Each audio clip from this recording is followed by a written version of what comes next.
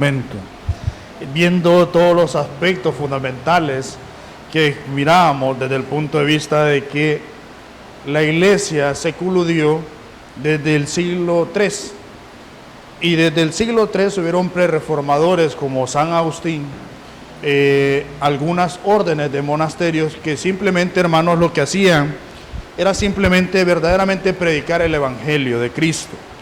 Y el Evangelio de Cristo era el destinatario, eran los pobres. Los destinatarios eran verdaderamente buscar las obras para ayudar a quienes verdaderamente necesitaban. Pero desgraciadamente, en el año 300, y Constantino el Grande, que fue un emperador, vio la gran aspecto fundamental de tener ese brazo religioso y acuerpó a la religión y acuerpó al cristianismo, entre comillas, como la religión en su momento, que era un estado estrictamente religioso. Pero ¿qué sucedió con esto? Lo que sucedió fue de que todo esto fue ganando la iglesia, teniendo terreno en el aspecto del poder. El primer cisma, hermanos, no es este. El primer cisma es en el año 1053, cuando la iglesia católica, en todo su esplendor, se divide en el Imperio Romano del Este y el Imperio Romano del Oeste, quedando dos sedes, la Roma y Constantinopla, o Alejandría, en su caso. Pero estos dos se disputaban el poder. Es por eso, hermanos, que miramos el día de hoy. Por eso no es tan importante y no es tan bueno que mezclemos la parte espiritual, la parte religiosa, con el Estado, porque hemos visto qué es lo que sucede. Y eso es lo que pasa. Ahora yo quiero mostrarles algo importante. Algo importante, hermanos, es de que con la Reforma Protestante nosotros tuvimos este pequeño cisma que dije anteriormente. El primer cisma se dio en estos aspectos de la iglesia romana en Constantinopla y en Roma. Pero luego de eso ocurrió otro cisma, que es la Reforma Protestante en 1517, en la cual, hermanos, se mencionan diversos nombres. Martín Lutero en Alemania, como hablamos y escuchábamos, Juan Calvino en Suiza, que igualmente fue las personas que instituyó con más orden el aspecto del calvinismo en Europa. Miramos también a Juan Hus en Escocia y miramos al emperador Enrique VIII en Inglaterra. Pero Juan Hus tiene algo importantísimo que quiero que ustedes presten mucha atención. Juan Hus fue uno de los que ellos, por medio de las enseñanzas a los nuevos peregrinos que llegaron a las tierras americanas, venían con estas traducciones y estos pensamientos reformadores. Venían con este aspecto no de volver al aspecto católico romano. Entonces, estos peregrinos se asentaron en Michigan y todo ese largo tramo de ahí de Estados Unidos del Este. Entonces, ¿qué sucedió? Desde ahí comenzaron, hermanos, estas obras misioneras a lo largo de todo este aspecto. Por eso miramos un aspecto fundamental, que si miramos desde el inicio, existen cuatro ramas que se mantuvieron, se podría decirse, que son el calvinismo, el luteranismo, el anabaptismo y también el otro fue el calvinismo, perdón. Estas cuatro ramas, y que de ahí, hermanos, estas ramas se fueron dividiendo hasta llegar al siglo XX, donde podemos encontrar, hermanos, muchísimos hermanos presbiterianos, episcopales, anglicanos, anabaptistas, pentecostales, evangélicos, luteranos, husitas, y todo esto, miremos que todos, absolutamente todos, venimos de un mismo lugar, todos. Por eso, hermanos, es que es importante y muy importante verdaderamente leer, estudiar de dónde venimos, no satanizar la Reforma Protestante, La Reforma Protestante, hermanos, y esto quiero yo comentarlo ante ustedes, que es algo maravilloso. En virtud, hermanos, del material que observamos y además el tiempo actual, no estamos exentos de la corrupción que existe en la religión.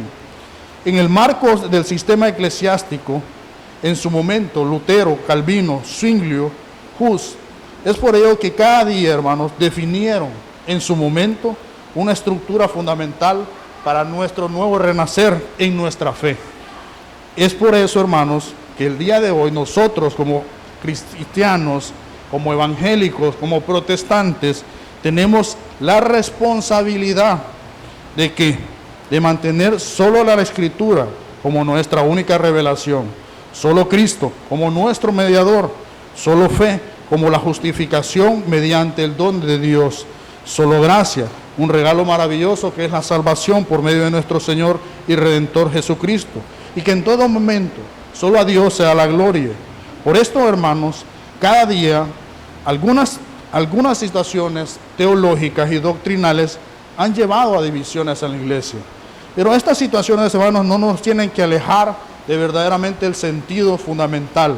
El sentido fundamental es verdaderamente adorar a Dios, como dice su palabra, con espíritu de verdad y en todo momento con nuestro corazón humillado y constricto. Por eso, hermanos, nuestra responsabilidad también, como verdadera iglesia, es alabar a Dios, amar a nuestro prójimo, presentar verdaderamente la Trinidad sin ningún sesgo de carne y predicar fielmente la palabra de nuestro Dios. No vender en ningún momento la creencia, como se pasó en ese momento. Si nosotros miramos el aspecto de Texel, que un sacerdote en su momento, que él decía una frase muy jocosa, pero en su momento, hermanos, verdaderamente también está pasando actualmente. Y lo que vemos, hermanos, es que vemos muchos nombres, vemos muchas fechas, pero cada una de estas, hermanos, simboliza algo maravilloso. Simboliza el plan soberano de Dios. Simboliza que cada uno como persona somos instrumentos de Dios, que cada uno de nosotros tenemos esa misma responsabilidad de Lutero, esa misma responsabilidad de Calvino, esa misma responsabilidad de esos reformadores, porque verdaderamente, hermanos, estamos perdiendo verdaderamente esa esencia de la palabra de Dios.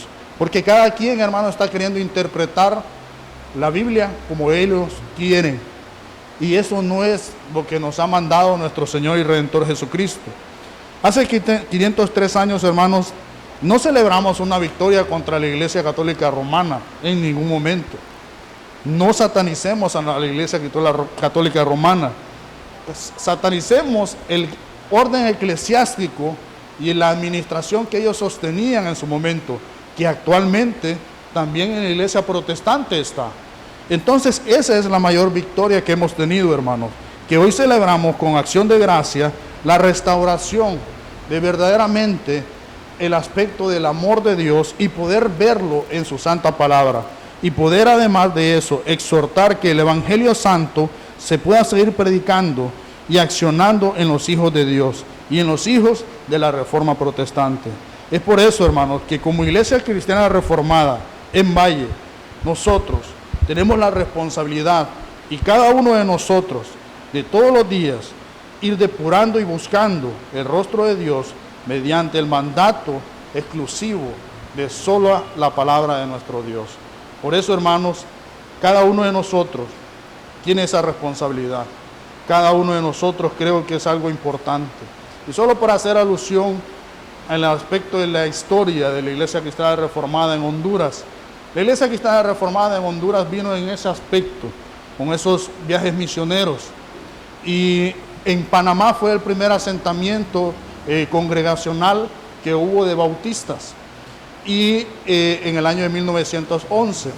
En Honduras, la Iglesia Cristiana Reformada fue hasta el año de 1962 unido con la Iglesia Evangélica Reformada, que pudieron, hermanos, traer a la denominación a Honduras. Pero ¿qué pasó? No se podía sostener económicamente, entonces hubo una separación de la Iglesia Cristiana Reformada en la primera iglesia en Tegucigalpa, y quedó la división, no división, el cisma, sino el aspecto de que quedó la iglesia cristiana reformada y quedó la iglesia cristiana evangélica, y existe actualmente.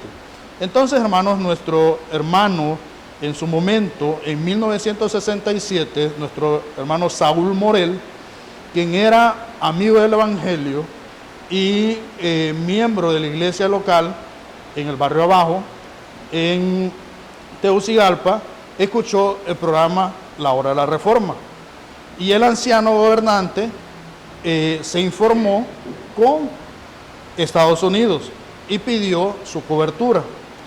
En ese momento, en 1968, llegó a Tegucigalpa el reverendo Jerónimo Pop con su esposa Ada, quienes buscaron en todo momento buscar ese aspecto evangelístico en Honduras.